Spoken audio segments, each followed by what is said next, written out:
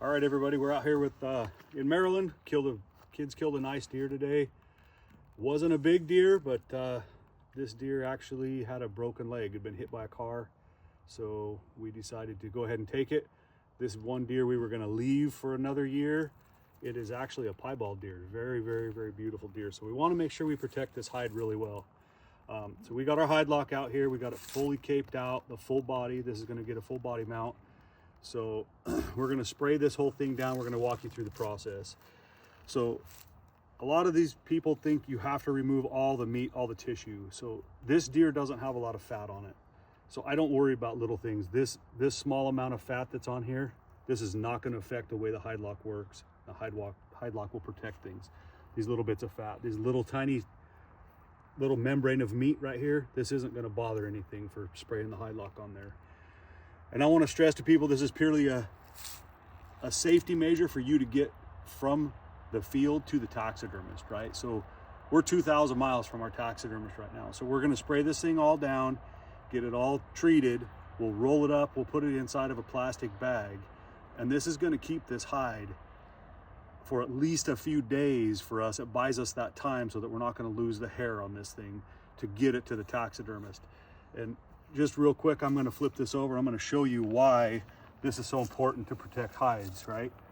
This is what this white-tailed deer looks like. Very, very beautiful. Once in a lifetime deer. Kid's first deer. It's going to be really pretty mount. So we want to make sure we do everything we can in our power to make sure that this thing is totally taken care of, okay? So we'll just take our hide lock and you're going to try to spray everything you can spray. And it doesn't have to be saturated. It just has to be a good coating on the surface, on the inside surface of anything that can get wet.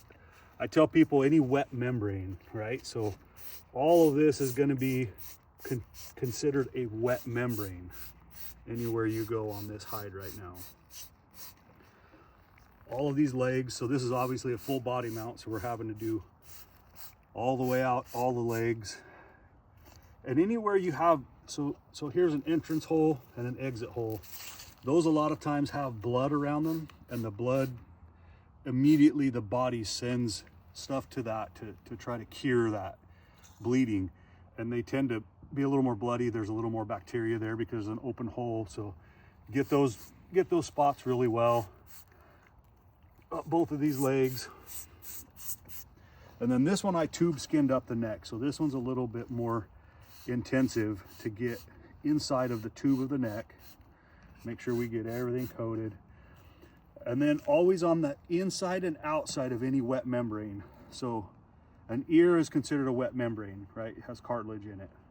So I want to do inside of this ear and outside of this ear because there's cartilage in there. Cartilage will rot. Okay, so both ears, saturate inside, outside, and then the same thing on the face. We're going to do all of the outside of the face. If you want to save your eyelashes and all, make sure you hit them. Eyelashes, eyelids, all that stuff's important. So the inside and outside of any wet membrane that you can find. So we have this split.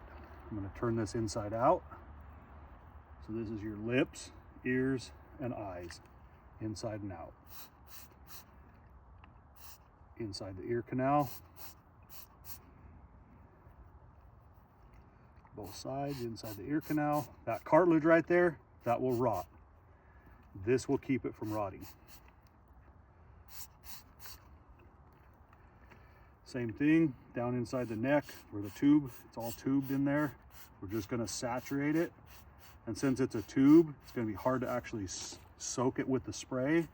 So we'll work that in.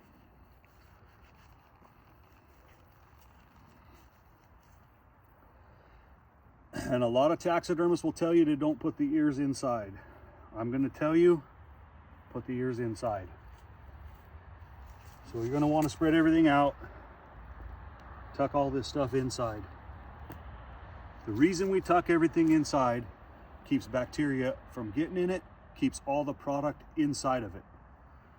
So then we take this, tuck your ears in, And you're gonna roll this thing up or fold it up, however you wanna do it. So now, all of our hide lock product is encapsulated inside of this hide.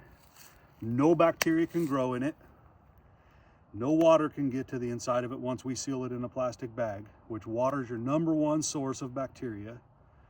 So we have these things all going for us to keep this hide as perfect as we can until the taxidermist gets it. So we're gonna put this in a plastic bag and off it goes.